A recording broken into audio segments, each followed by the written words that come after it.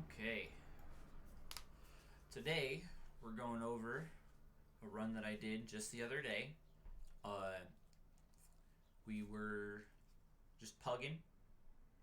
Had my 20 Plaguefall key. Figured we'd give it a go. If we had timed it, it could have potentially gotten me up to 2K, which was, that's kind of the goal at the moment. So, a couple things about this run. It's pretty messy, so we're not going to go over all of it. I die a few times, and that happens. The route we're running, I should have known beforehand that this was just kind of thrown together. It's similar to what we're used to, but you could tell that it wasn't something they were super comfortable with. So here we're just going over some of the basics, looking at stuff like the overall pulls, talking about CCs, stuff like that. We'll jump ahead a little bit. Got some mage food. So we do the skip. This skip's pretty standard in hierarchies. I would definitely advise, if you guys are even thinking about doing the skip, make sure that everyone's got invis pots, because if anyone dies, getting back is a pain in the ass. You heard the first one there. The 3 thuds is my new Blade Flurry weak aura. Just an audio cue to remind myself to keep it up when it's available. I found the audio cues are really important. It really helps me keep track of things. So here, and that was the other sound. The other sound you hear there, the little ding-dong, is to remind me to roll the bones. So I'm trying to work more with audio cues because I feel like they're more, maybe not more useful, but just easier to get accustomed to. So we did the first big pull there. Nothing too bad. I need to remember, especially on Spiteful weeks, to be more careful of Spitefuls. I take a lot of unnecessary damage here, and yeah. I should have flesh crafted those guys. I did not think to do that, and that would have saved us some time here. So,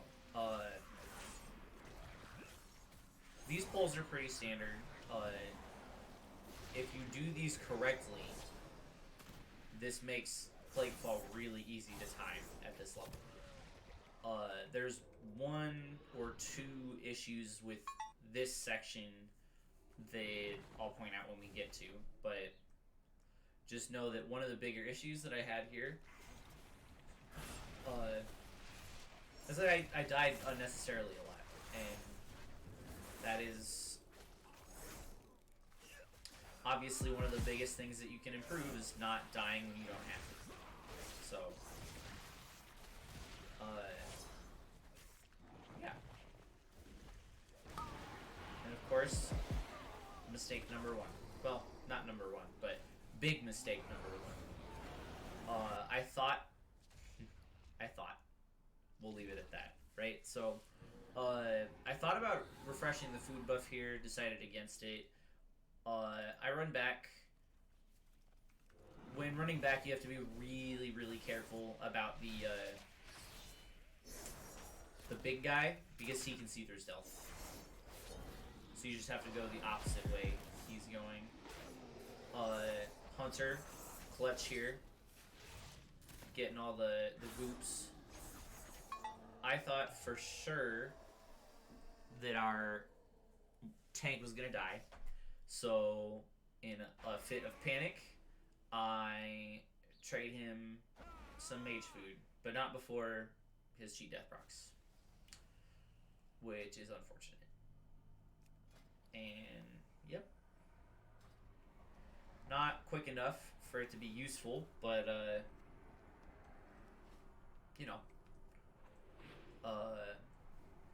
yeah. I'm not. There are certain delays here that I'm never really sure about, but who knows what's going on, right? So we're pulling this pole with the intent of just grouping it up together for another big bomb type of thing. That's why this route works so well, and most people know that, so I won't go over too much of it, but I'm being extra cautious here because I really don't want to die to a bomb again, because that would make me feel dumb. And yeah. I'm not sure why we procced that bomb there. Maybe there just wasn't anything else to really do with it, but yeah. Also, this arcane mage just blasting. He did so much damage this dungeon.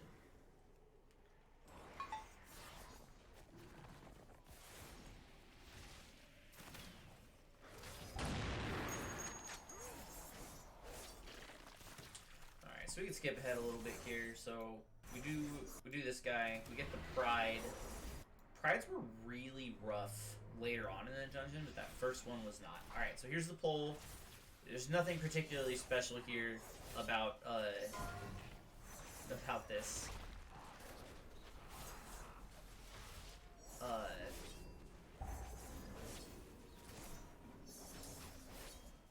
Yeah, I'm probably just gonna skip this part anyways. He goes down, nothing too crazy. We do this next pole.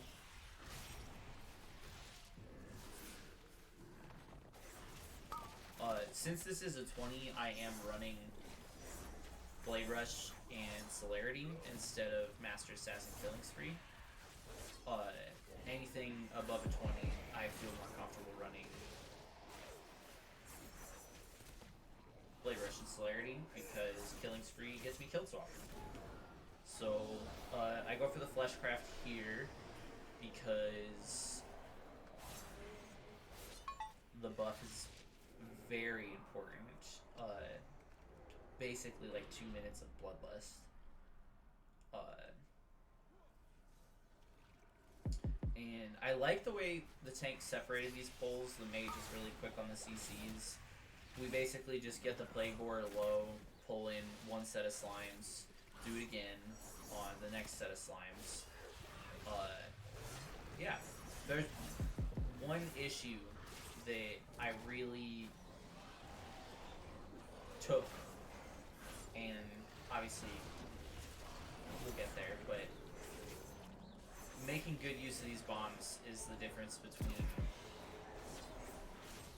a +1 and a +2, or honestly even just timing and not timing, because it saves so much time, right? So let's skip ahead here a little bit. And again, we use the bomb without really anything big to use it on.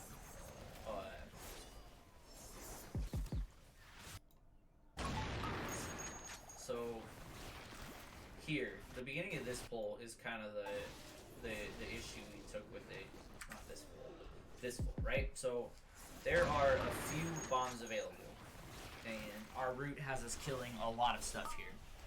And people start calling for it, and personally I thought, okay, we're not using it here because we're about to get Pride, and we'll use it on the Pride and just make quick work of the Pride. Instead, we don't use it at all, and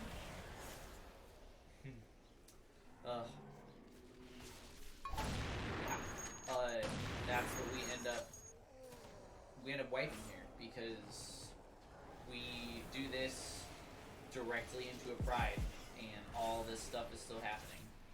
So, again, I know it's not like the perfect spot, but if the tank had dragged over the Pride onto either of those canisters, I think we kill it here and don't die.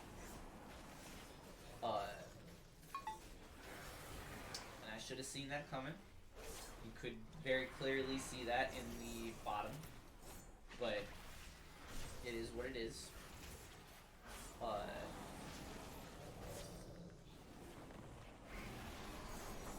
I think, honestly, one of my biggest issues here is I need... See, I tried to throw down a marker over there to tell him to go to blue, because I found out later that English isn't his first language. It is what it is. It happens. We still probably could have timed this, even with this wipe, because Plaguefall's timer is pretty forgiving.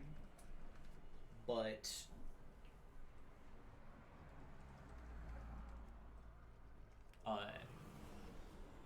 we run into a couple other issues that really slow us down.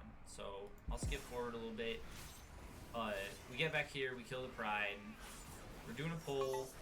This whole section prior to the boss is pretty standard. There's not a whole lot you can do here. We didn't do the fancy skip. So we'll jump forward a little bit. This is another issue that I took. Alright, so here. We get the kill on the big guy, and we get the 2 mobs. They spawn right at the end, almost kill me, but they don't.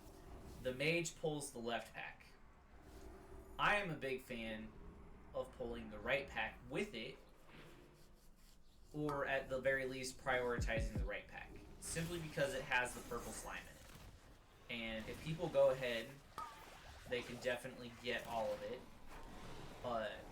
The purple slime just makes everything die so slowly that I feel like it's important to pull that one instead. But either way, we missed the explosion on one of the guys, and I probably should have interrupted him to try and get him in there, but I was not paying as much attention as I should have been. So we do this pack, we do this pack, and we go straight into, I believe it's, no, we don't. So just straight into the boss. We get the Pride,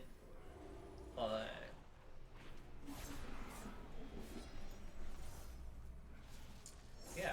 Again, this Arcane Mage just blasting. Boss goes down so fast. I don't really know if we had the CC for it, but this boss is so much faster if you don't have to deal with the purple slime. But we did. And that was another reason why we took as long as we did. And I think the story here is that it's all the little things adding up. You know, there wasn't any one particular event, I'd say, that was the main reason we didn't make the timer.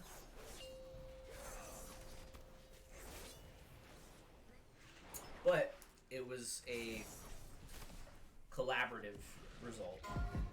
So, I'm never sure if the move is to Blade Flurry here. Ever since I got the weak aura for it, I've just been kind of going for it. Because I'm still hitting the boss, it looks like, at that point. And the cleave is just, it's 1 GCD for a lot of cleave, so I figured, why not? Again, nothing too crazy with this boss. It won't let me go. There we go. My hotkeys stopped working. Alright, so we finish the boss, we come down here, we do the island pull, which I have learned, I think for me personally, I used to always go for the big guy and cleave off of him, and I decided this time that I was going to stay on one of the defenders, because their AoE defensive ends up being such a big issue. So that's what I went for this time. The whole pack ends up dying pretty quickly anyways, so it's not a big issue. Here I can already feel like the timer's kind of tight, but I haven't lost faith at this point. I'm just now remembering how this dungeon, like how the timer ends, and I didn't lose faith for a long time. These pulls are always kind of tricky. I'm a big proponent of sitting through the whole cast from the ambusher. Because it gives us a better chance of not getting any of the ambushing spiders. But, you know, we didn't do that. We didn't do that every time. We did it some of the time. I barely got that one. Again, cleaving, doing what we can. I am a big proponent of waiting as long as you can for the CCs, but that is what happens if you wait too long, right? Obviously. We don't really have too many problems, other than our... I didn't even realize when that originally happened, but our healer got popped. And I don't even know, I think it was just a spiteful, right? Because you're looking at him, he's over there. Yeah, he just got bopped by a spiteful. So that's the thing. I tried to battle rush him, and he released right as I was about to finish. So he runs back. That's another... That's probably one of the biggest reasons. But again, we'll get to... I'm remembering now. There is one definitive reason why we bricked the key, I think. But we're rushing at this point because we know we're short for time. And when I run Plaguefall, this is the only boss that I really, really miss having killing spree for. Because these ads just... I mean, they're already disappearing, but having killing spree for these ads makes the whole fight so much smoother because they just disappear every time. There's nothing special about this fight. It's fairly clean. We jump down, we get the triple slime. I'm trying to make sure that people aren't dying to the spike pulls. This is a tight spot. And here I'm just looking for... We finish it. We get the Fleshcraft. And that's it. That's the end of the you know, that's it. We want that. We're on the move. 6 minutes. We've got the room, the pride, and the boss. It's not impossible, but I fuck up here, and I'm still so mad. I don't see what's happening until it's a little bit later, and the mage pulled the whole thing, which would have been fine if my tricks of the trade had been up.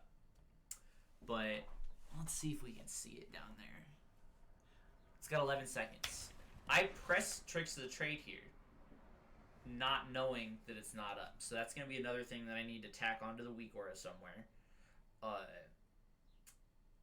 Because I thought it was up, and I go and do this dumb nonsense, and just immediately die. Just gone. I panic. I know no one has the battle res, so I run back.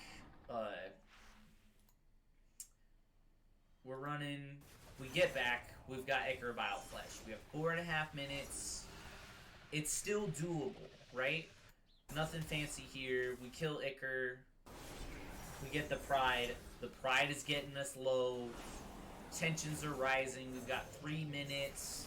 It's not impossible, but it's gonna be tight, right? So we go into the boss.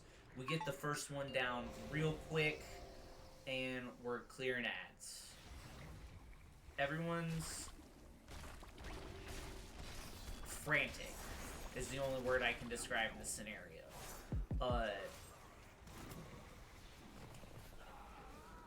was late on my roll there, but at this point, like, everyone is just scrambling, trying to make sure, you know, we don't want to die, but we gotta push the damage as fast as possible.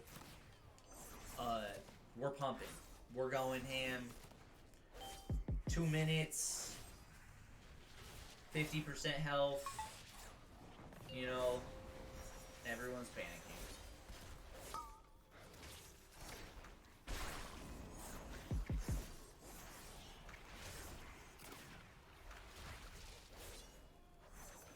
I think we get the second malignant spawn here.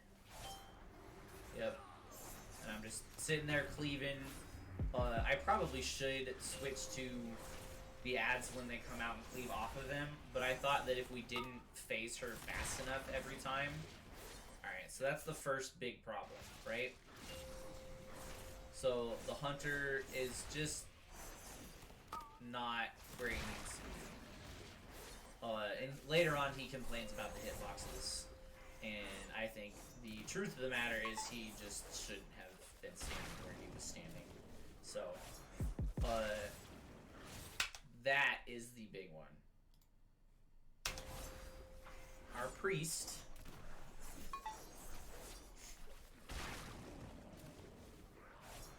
just doesn't move fast enough, and that's kind of the end of the run, right? We got a minute left. The boss has like 30% health. And did he die again? Or, okay, so, no, I don't think he died again. He just, his thing timed out. He dies.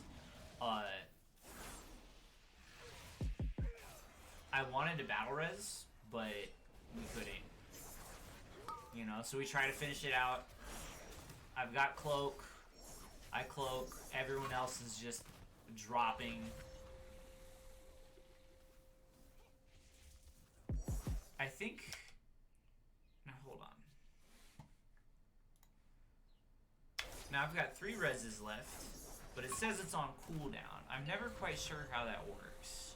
Okay, so we do get the res off, but not before anything really matters, right? The tank goes down. I get insted. I should have popped evasion, but I wasn't fast enough. 7 seconds. It's over. It happens to the best of us. It was a good try, right? We do go on, and I think we actually wipe. Yeah, we wipe again on that boss. So we get one more clear on it. We do get the kill. We finish it. So at least I don't have to do a 19 of the same key. Although I really get a better key, so it's not a huge win. The big takeaways. Let's see. If you are even slightly worried that your positioning might get you killed, rest assured, it is almost without question the right move to play safe and not die, right? It sounds like common sense, but so many people just YOLO it constantly. Let's see. Occasionally here, I have noticed that my slice and dice falls off. I've been pretty good at keeping it up, but I could be better. So I'm thinking maybe the next thing to add is a slice and dice weak aura that's separate from my traditional main setup, right? So I'll look into that. The other things I'd say, on Grievous weeks, priests have a pretty hard time. So maybe don't bring a priest. Nothing against this guy in particular. He did a fine job. Also, if you ever are making a group and the route that your tank gives you seems a little off, if you're not getting the right vibe from it, it's your key. You know? Get a different tank. It's okay. Being picky is, unfortunately, the one of the biggest advantages in a pug environment. If you want to push keys and you don't have a good solid core, being picky about which ones you bring is really important. I think those are the main takeaways. All in all, not a horrible run. It was so close to being a much different kind of video, right? But yeah, I think that's it for today. Uh, we'll put out more of these in the future as I continue to push for higher keys in the pug world.